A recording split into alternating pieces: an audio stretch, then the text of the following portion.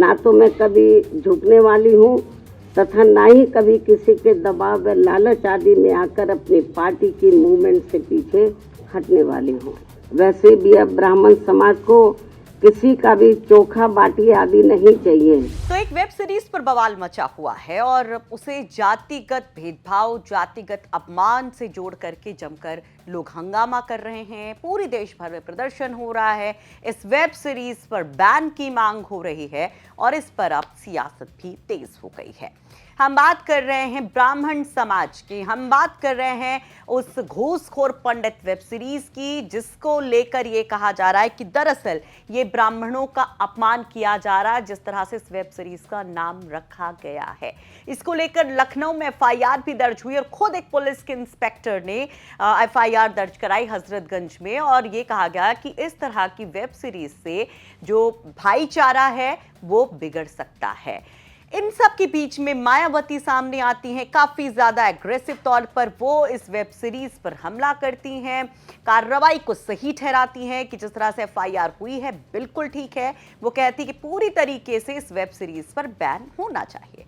और इसके बाद शुरू हो जाती है चर्चा ब्राह्मण पॉलिटिक्स की, क्योंकि वो ब्राह्मण वोटर जो करीब 10% उत्तर प्रदेश में माना जाता है वो काफी प्रभावी है और इसको अपनी खेमे में करने के लिए भरसक कोशिशें तमाम दलों की तरफ से हो रही हैं। लेकिन मायावती और ब्राह्मण वोटर्स का एक बहुत बड़ा इतिहास है। मायावती और ब्राह्मण समाज का एक बहुत बड़ा कनेक्शन है और आज चर्चा में वही कनेक्शन, और उस कनेक्शन को लोग याद करके कह रहे हैं कि क्या मौजूदा स्थिति में अगर वाकई में ब्राह्मण बीजेपी से नाराज है, अगर वाकई में ब्राह्मण को अखिलेश यादव पर एतबार नहीं है, तो क्या वो मायावती के साथ फिर जा सकता है। और इन सब चर्चाओं के बीच में एक बड़ा चेहरा चर्चा में आता है, वो चेहरा जिसे मायावती अपना भाई कहती थी, जिसके निधन पर मायावती फूट फूट कर रोई थी, वो ब्राह्मण नेता जिसने मायावती के लिए सच में एक बड़े भाई से बड़ी भूमिका निभाई थी। तो इन तमाम चीजों पर हम बात करेंगे। नमस्कार, आप देख रहे हैं चर्चा में और आपके साथ मैं हूं सुषमा। देखिए, शुरुआत करते हैं ब्राह्मण पॉलिटिक्स से, और ब्राह्मण पॉलिटिक्स का मायावती का वो बड़ा गठजोड़ जो सियासी इतिहास में हमेशा हमेशा के लिए अमर है। 2007 का चुनाव, 2007 के चुनाव में कहा गया कि ब्राह्मण कांग्रेस को आजमा चुका था, सपा को भी आजमा चुका था और सबसे खिन्न था, और उसने मायावती को चुना अपने लिए। नारे लगे थे कि हाथी नहीं गणेश है, ब्रह्मा विष्णु महेश है।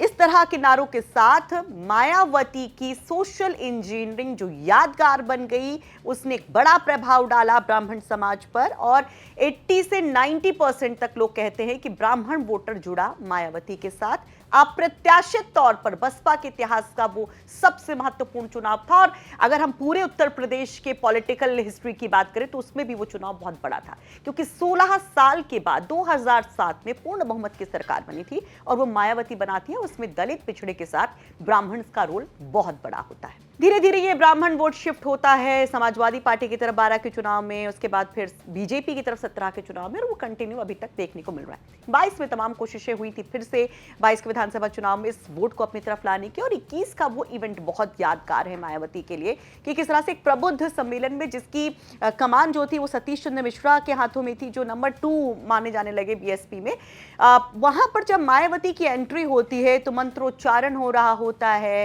राम की जयकारे हो रही होती हैं, भगवान भोलेनाथ का शंखनाद होता है, और फिर से वही नारा गूंजता है कि हाथी नहीं गणेश है, ब्रह्मा विष्णु महेश है। और ये कहा जाता है कि ब्राह्मण शंख बजाएगा, हाथी ही बढ़ता जाएगा।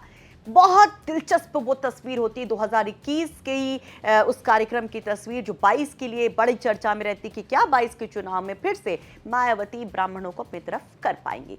फिर आती है 27 की बारी, और अभी हाल फिलहाल में आपने देखा कि किस तरीके से ब्राह्मण पॉलिटिक्स फिर से बहुत जोर मार रही है।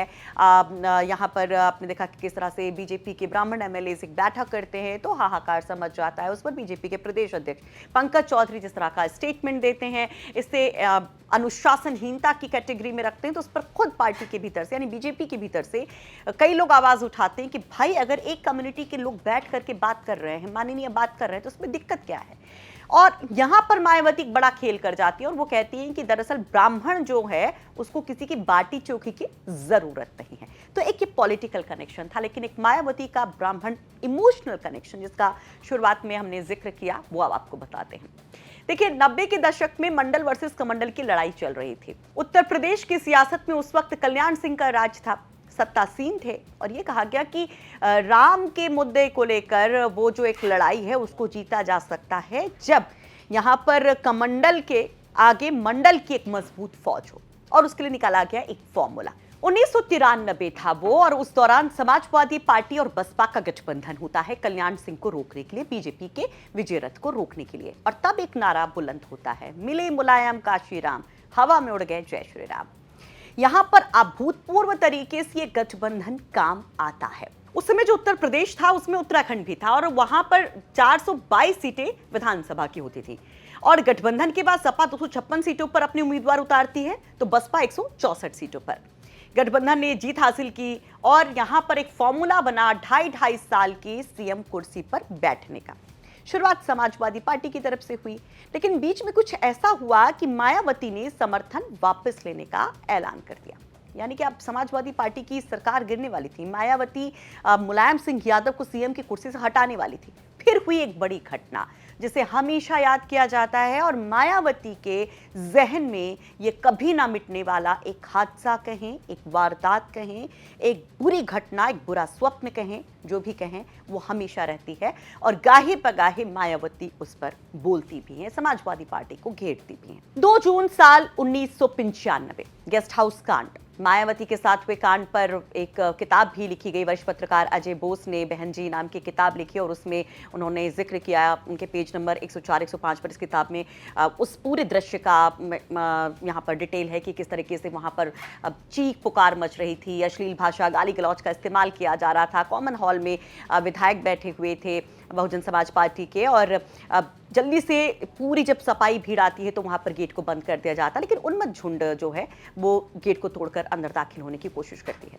इसमें यह भी कहा जाता है कि एक तरीके से बीएसपी के विधायक बिल्कुल असहाय हो गए थे, उन्हें थप्पड़ मारे जा रहे थे, उनको लतियाया गया था और कम से कम 5 विधायकों को घसीटते हुए जबरदस्ती गेस्ट हाउस के बाहर ले जाया गया, गाड़ियों में डाला गया और मुख्यमंत्री के निवास स्थान पर ले जाया गया, यानी मुलायम सिंह यादव के सामने। राज बहादुर के नेतृत्व में बीएसपी विद्रोही गुट में शामिल होने के लिए एक कागज पर मुलायम सिंह सरकार को समर्थन देने की शपथ लेते हुए दस्तखत करने को कहा गया, और इसमें इतना बसपा के लोग डर गए थे कि कोरे कागज पर दस्तखत कर दिया था।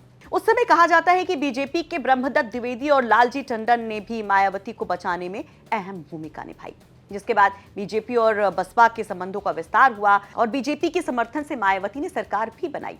तो मीराबाई मार्ग पर स्टेट गेस्ट हाउस में जो कुछ भी हुआ उस दिन, और उसमें जिस तरीके से ब्रह्मदत्त द्विवेदी और लालजी टंडन का भी नाम आता है, वो मायावती के लिए जिस तरह से संकट मोचन की भूमिका में आए, जिस तरह से उनको सेफ निकाला गया। कहा जाता है कि ब्रह्मदत्त द्विवेदी ने वहां पर मोर्चा संभाला मायावती को बाहर निकालने के लिए।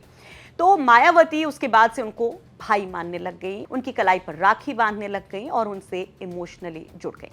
तो ब्रह्मदत्त द्विवेदी जिन्होंने अपनी जान पर खेलकर मायावती को सुरक्षित बाहर निकाला था, उनका बहुत मान करने लग गई मायावती, उनका बहुत सम्मान करने लग गई मायावती। और एक बहुत इमोशनल पिक्चर तब देखने को मिली थी जब ब्रह्मदत्त द्विवेदी की हत्या होती है, उनका जब निधन होता है तो मायावती फूट फूट कर रोती है।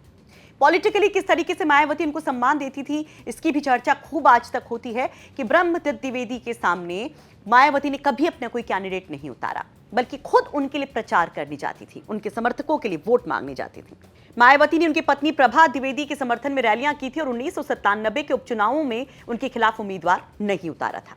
अब ब्रह्मदत्त द्विवेदी के बारे में आपको बताते कि संघ से बीजेपी और किस तरह के कद के वो नेता थे और क्यों उनको इतना याद किया जाता है। एक मायावती की वजह से तो याद किया ही जाता है कि जो कनेक्शन उन्होंने मायावती के साथ, एक दलित घर की बेटी जो बहुत साधारण घर से निकली थी और सीएम की कुर्सी तक पहुंची थी अपने संघर्ष के बल, उसकी मदद की, तो साथ ही उनकी पार्टी में भूमिका कैसी रही। ब्रह्मदत्त द्विवेदी को सियासत में एक बड़ा कद का नेता माना जाता था और तमाम बड़े नेताओं से उनकी नजदीकियां रही।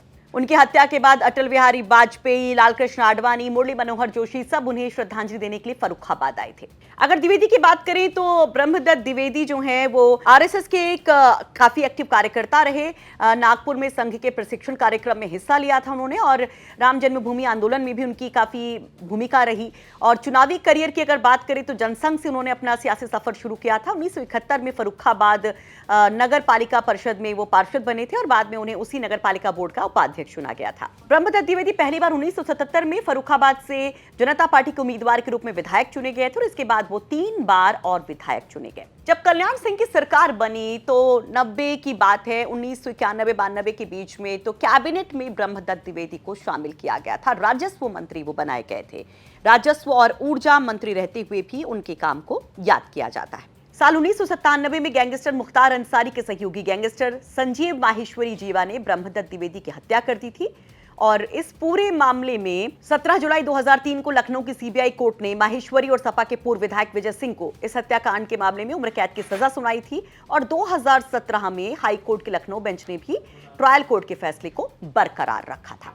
तो ये हमारी कोशिश थी ब्राह्मण से मायावती के कनेक्शन, चाहे वो पॉलिटिकल कनेक्शन हो चाहे इमोशनल कनेक्शन हो, उसको आपके सामने रखने की, क्योंकि लगातार मायावती एक बहुत बड़ा संदेश ब्राह्मण मतदाताओं को, ब्राह्मण समाज को देने की कोशिश कर रही हैं।